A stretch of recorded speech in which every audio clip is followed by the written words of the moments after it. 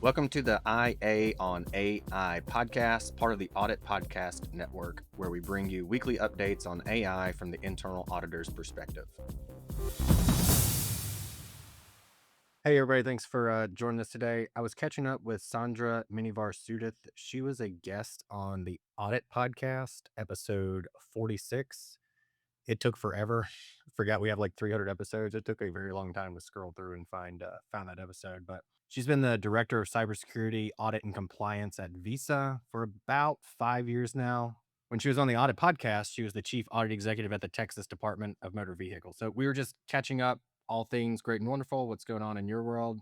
And so she mentioned this article that they had released, Visa had released in June. And so she sent it to me, and I want to take a few minutes, summarize it for you, and then have some next steps for you all to consider. So if you're watching this on YouTube or one of the platforms where we have video enabled, the article is Visa releases its AI powered cyber defense system to open source, which is the cool part here. It says briefly under there, Visa's participation in Anthropic's Project Glasswing reflects a proactive approach to testing advanced AI for cybersecurity and strengthening the global payment ecosystem.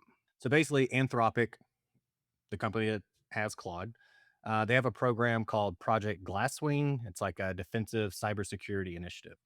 And so they basically worked with companies who volunteered, Visa being one of them, to take their frontier models, point them at like real production code bases, and basically see what kind of vulnerabilities they could find. So again, Visa signed up. They have billions of transactions a day, probably one of the most hardened networks on the planet. And they basically let Mythos, the Claude model, the Anthropic model, loose to a degree securely. All right, so in the article, it says Anthropic's initial update helps quantify the scale of the shift. Project Glasswing participants, so Visa as well as all the other participants, I need to be very clear, this is not just Visa's reported number. Project Glasswing participants identified more than 10,000 high or critical severity vulnerabilities across widely used, systemically important software in the first month of testing.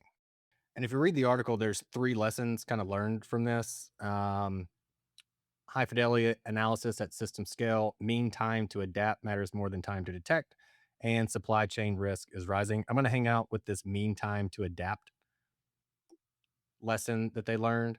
And so it says that finding vulnerabilities is no longer the hard part. Like, you release the model and it's going to find them. The real challenge is how quickly a team can confirm that an issue is truly exploitable, fix it, and then prove the attack path is closed rather than simply showing that a patch was applied. At Visa, they coined this term called mean meaning average, mean time to adapt. All right, so why should internal auditors care? This is definitely a preview of what your IT and security teams are about to be buried in. This is the tool that Visa released is open source. It can be used. Um, and so imagine scanning practically everything and the number of issues that are going to pop up from there and then having to effectively remediate that. So like I said, they didn't just like find the problems. They open sourced the tool that they built to manage this. It's on GitHub. It's called the Visa Vulnerability Agentic Harness. So like this capability is available to every vendor you rely on, and eventually it could be in your own environment also. And then something else that's pointed out in there is still the human in the loop aspect. So there's still like you push the button, more or less, finds all these vulnerabilities, but they still have to get validated by people. So like all the key decision points, remediation paths have to get approved by people. Like that's a governance model, and the governance models are exactly what we internal audit need to be advising in.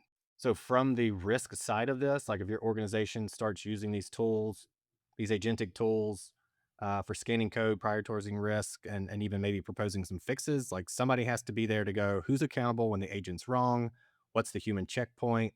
How do we know the quote fix actually closed the attack path? And not just like, again, like we said earlier, a patch got applied. So a couple of next steps for internal audit. One, go read the article. It's not super long, might take you 10 minutes. consider sharing it with your CISO if they're not aware of this. They're probably aware of like this whole Mythos thing and putting it against code bases and finding vulnerabilities. Like that was a story a couple months ago when it first got released. So that should not be a surprise to them. I would be concerned if that news is a surprise to them. But ask them if they have that mean time to adapt number. If they don't have that, you could consider that as a finding. Relative to Visa, though, the article says, so what did Mythos show at Visa? They say that our defensive held. They say our defensive. They say our defensive. Jesus. They say our defenses held. Some findings were flagged as critical, but our zero trust controls, network segmentation, existing safeguards would have prevented exploitation. In other words, the kill chain was broken before an external actor could act on those vulnerabilities. It found new vulnerabilities and showed where Visa can improve, while also confirming that our security foundations, including our zero trust architecture, remain effective and appropriate to the challenge. So, with that said, I want to thank Sandra again for the good conversation that we had today and for sharing the article. Please take it serious.